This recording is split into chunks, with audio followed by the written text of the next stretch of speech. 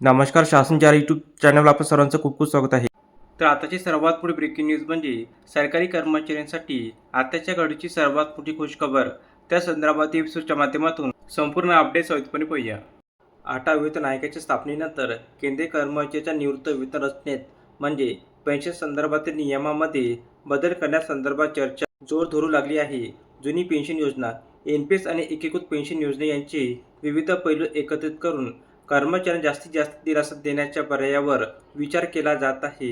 8व्या वेतन आयोग येत्या काही महिन्यात सरकारला आपल्या शिफारशीचा अहवाल सादर करणार आहे, पण त्याआधी कर्मचाऱ्यांच्या मागण्या आणि सद्यस्थितीचा आढावा घेतला जात आहे. यामध्ये फीडबॅक फॅक्टर आणि महागाई भत्त्यातील वाढ व्यतिरिक्त 8व्या वेतन आयोग संदर्भातील चर्चा, सेवानिवृत्त केंद्रीय कर्मचाऱ्यांसाठी नवीन पेन्शन प्रणाली लागू करण्याच्या शक्यतेवरही चर्चा सुरू आहे.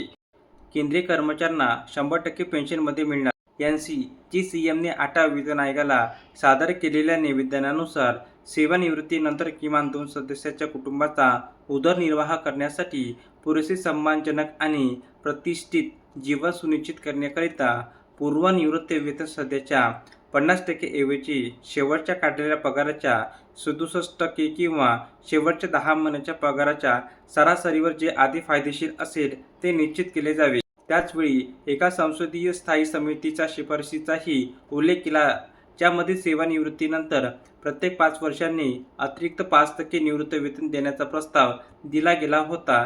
अशा प्रकारे नवीन पेन्शन व्यवस्था पुढीलप्रमाणे असू शकते. ओपीएस, एनपीएस आणि यूपीएससीपैकी निवडण्याचा पर्याय.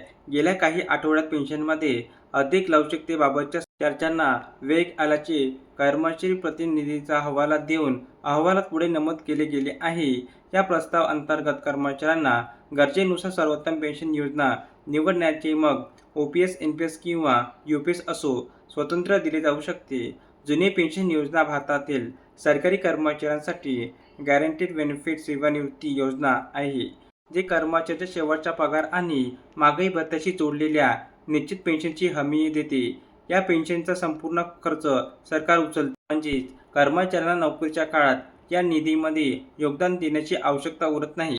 दुसरीकडे राष्ट्रीय पेन्शन प्रणाली एक कॉन्ट्रिब्युशन बेस्ड मॉडेल आहे. एनपीएसमध्ये कर्मचारी नोकरीच्या काळात पगाराचा काही भाग निधीमध्ये जमा करतात आणि सरकारही तितकेच योगदान देते. अशा प्रकारे अंतिम निवृत्तीवेतन जमा निधी आणि बाजारातील परताव्यावर अवलंबून असते. तसेच सेवानिवृत्तीचे लाभ बाजारातील चढ उताराच्या अधीन नसावे, असे टीकाकारांचे म्हणणे आहे. तर एकीकृत निवृत्तीवेतन योजना म्हणजे यूपीएस, एनपीएस शैलीतील अंशदानाला निश्चित निवृत्तीवेतन लाभासोबत जोडून तफावत भरून काढण्याचा प्रयत्न करते. धन्यवाद.